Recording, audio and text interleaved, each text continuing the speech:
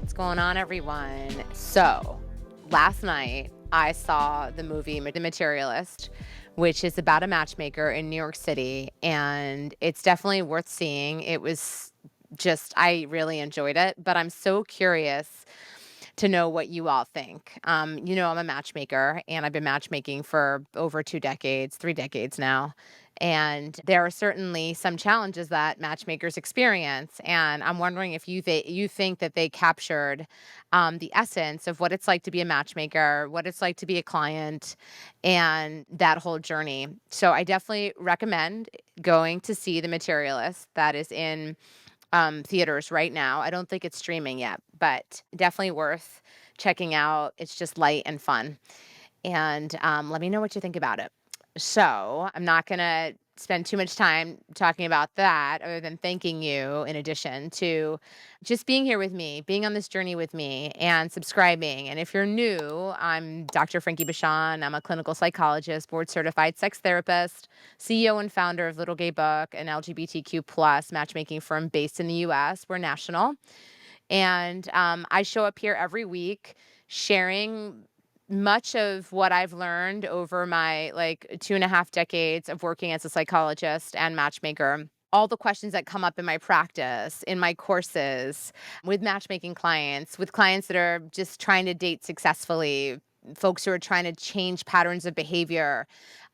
So I really talk about everything that pertains to interpersonal struggles and challenges in the interest of just growing and learning. When I sit here in front of you, I myself am learning because am thinking about what it is that I have witnessed over the years in my personal life, in my practice, and also what the theory is. What does the research show? What's the science behind human behavior? And there's so much evolution around that just in my short career.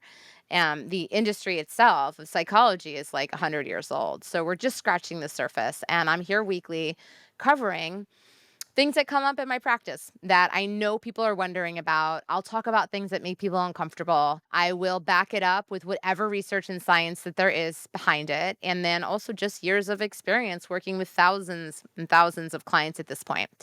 So today I'm going to talk about orgasms. Why are folks still faking it? Like, what is that all about? Why do so many people pretend to orgasm? And that's what we're going to jump into today.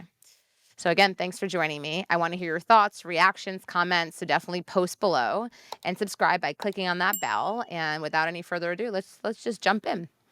As Meg Ryan taught us all in When Harry Met Sally, orgasms are shockingly easy to fake. Roughly 21 to 85% of people of all genders have faked an orgasm with a partner. Why does this practice persist in an era when we like to think we're mostly sexually liberated, direct communicators? And if you've been faking orgasms or suspect a partner is, what does that mean about your relationship? So, why do people fake orgasms? In the simplest sense, people usually fake orgasms in one specific circumstance. They aren't having real orgasms during sex, and they don't want their sexual partner to know that. They don't want them to think it has something to do with them. Of course, there are many variations of this scenario, almost as many as there are people faking orgasms. Maybe someone isn't having real orgasms because sex they're having isn't actually, they find it that it's not very good, or because they need a lot of foreplay to make it possible. Maybe they don't know how to tell their partner what will get them off, or maybe even they don't know themselves because they don't masturbate. Maybe someone doesn't want their partner to know they're not really coming because they're embarrassed, because they don't want to hurt their partner's feelings, or because they're worried that their partner will feel pressure in some way or place too much importance on their orgasm. In some cases, faking an orgasm may feel functional, like telling a small white lie to a friend that you like their haircut, since it's too late to do anything about it anyway. Especially if you're having sex with a casual partner, faking an orgasm may feel easier than explaining what you need in bed or working with a partner to get you there. Maybe orgasms aren't particularly important to you, but you've tried, or you're tired of explaining and this to your partner, and who won't let the issue go. Maybe you're ready for the sexual encounter to be over, and having an orgasm seems like the easiest way to create a natural resolution to the activity. Is faking orgasms bad? Faking orgasms doesn't cause harm or mean you've hurt the person you're having sex with. For most people, in most situations, like casual sex, it falls under the category of a white lie, like telling your coworker you like the brownies they brought into the office, even if you didn't. Where fake orgasms become a potential problem is in the long term relationships where reciprocal sexual pleasure for you and your partner is a part of the overall health of the relationship. Even if you don't think it's important to you to have real orgasms, the fact that it isn't something you feel you can be honest about may be an issue. Sex doesn't exist in a separate, siloed category from the other parts of your relationship. Consistently lying to your partner about enjoying other parts of your relationship would probably feel like it was indicative of a problem. Feeling the need to consistently fake orgasms is too.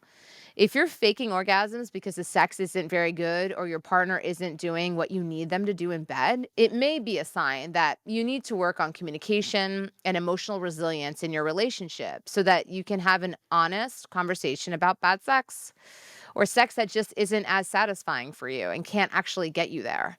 If you find it difficult or impossible to orgasm, but don't feel comfortable telling your partner that you don't always orgasm during sex, or have never orgasmed during sex, or don't think they'll actually accept that reality, it may be a sign that your partner needs to educate themselves on orgasms and how to better listen to your stated needs around good sex, not what they imagine your needs to be.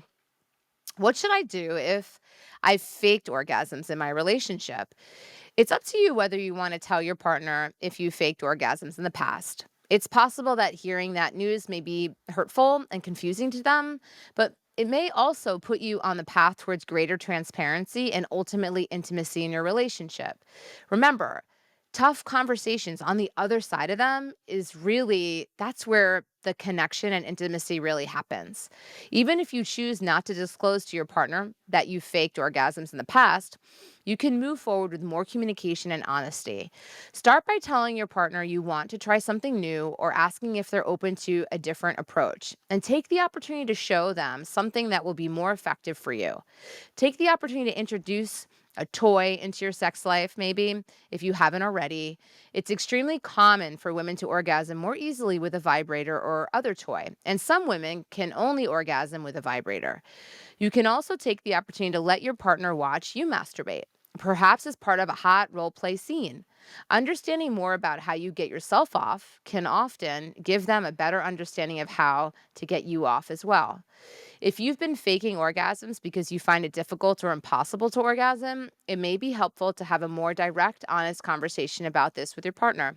If you're not able to or don't feel strongly about being able to orgasm, talk honestly with your partner about what it is most important to you and pleasurable for you about sex and how to reorient your sexual activity together around that instead of around the ideal of an orgasm. What should I do if I think my partner is faking orgasms? It can be difficult to wonder whether your partner might be faking them.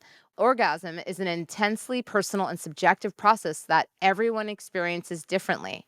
There's no real way to prove that your partner is or isn't having a real orgasm outside of asking them.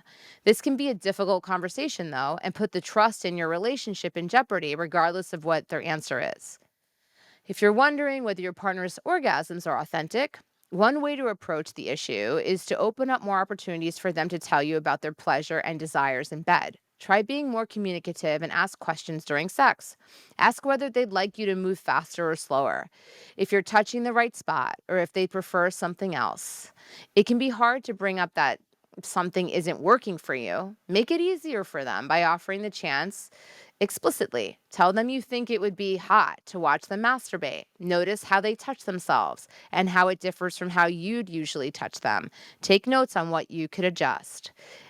And be curious, right? At the end of the day, just be curious. We're all like learning each other, and there are plenty of people, actually, women, that have not orgasmed. So keep that in mind too. And keep having sex, keep trying, keep exploring. And if you're having any reaction to my topic today, I want to hear good, bad, agree, disagree, all of it. I'm interested. So please share. And thanks for joining me for another, another, what are we calling this these days? Whatever, my talk, Dr. Frankie Talks. And I'll see you next week. Love you. Hugs, kisses. Take care.